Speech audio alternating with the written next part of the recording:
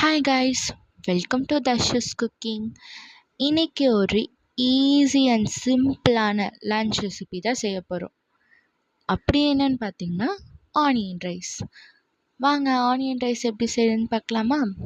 First stove on பண்ணதுக்கப்புறமேட்டு pan வச்சுக்கணும். Pan heat ஆன உடனே ஒரு 4 to 6 ஸ்பூன் ஆயில் விட்டுக்கலாம்.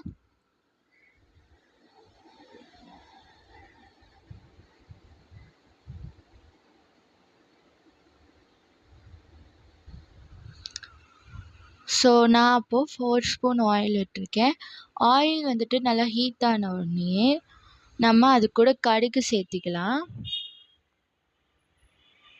இப்போது கடுகு நல்லா பொரிஞ்ச உடனே அதில் சீரகம், சோம்பு சேர்த்திக்கலாம். சீரகம், சோம்புக்கு பதிலாக நம்ம சீரகத்தூள், சோம்புத்தூள் கூட சேர்த்துக்கலாம். ஸோ சீரகம், சோம்பு, கடுகு இந்த 3 இன்க்ரீடியன்ஸுமே நல்லா பொரியிற வரைக்கும் அதை நல்லா வறுத்துக்கலாம்.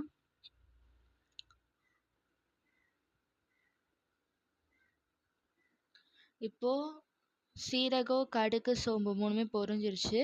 இன்றைக்கி நான் வந்துட்டு ஒரு வெங்காயத்தை நல்லா குட்டி குட்டியாக சாப் பண்ணி எடுத்திருக்கேன். அதையும் ஆட் பண்ணிக்கலாம். அதை வந்துட்டு நல்லா கிண்டி விட்டுட்டே இருக்கணும், இல்லைன்னா வந்துட்டு வெங்காயம் கருக ஆரம்பிச்சிடும்.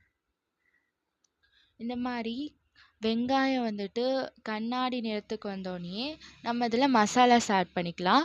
நான் வந்துட்டு இன்றைக்கி 1 டேபிள் ஸ்பூன் குழம்பு மிளகாய் தூள், 1 டேபிள் ஸ்பூன் மல்லித்தூள், 1/4 டீஸ்பூன் மஞ்சத்தூள், தேவையான அளவு உப்பு, மிளகாய்த்தூள் சேர்த்துருக்கேன். ஸோ நம்ம ஆல்ரெடி சாப்பாட்டில் உப்பு இருக்கும், அதனால் நீங்கள் இதில் பார்த்து சேர்த்திக்கோங்க. இப்போது இந்த மாதிரி அதுக்கப்புறம் கொஞ்சம் தண்ணி சேர்த்துக்கோங்க, அப்போ தான் ஒட்டாமல் இருக்கும். இப்போது இந்த மாதிரி எண்ணெய் பிரிஞ்சு வந்தோடனே நம்ம அதில் ரைஸ் ஆட் பண்ணிக்கலாம். நான் வந்துட்டு இப்போ டின்னருக்கு தான் செய்கிறேன். மத்தியானம் செஞ்சு லெஃப்ட் ஓவர் ஆன ரைஸு தான் நான் இப்போ சேர்த்திக்க போகிறேன். ஸோ இப்போ நம்ம ரைஸ் சேர்த்துக்கிட்டாச்சு. இப்போ அதை நல்லா மிக்ஸ் பண்ணி விடணும். அந்த கிரேவி எல்லாமே சாப்பாட்டில் இந்த மாதிரி நல்லா மிக்ஸ் ஆகிற அளவுக்கு மிக்ஸ் பண்ணி விடணும். அவ்வளோதான், நம்மளோட டேஸ்டி அண்ட் டெலிஷியஸான ஆனியன் ரைஸ் ரெடி ஆயிடுச்சு. நீங்களும் ட்ரை பண்ணிட்டு எப்படி இருந்துச்சுன்னு மறக்காமல் கமெண்ட் பண்ணுங்கள். நம்ம சேனலை சப்ஸ்கிரைப்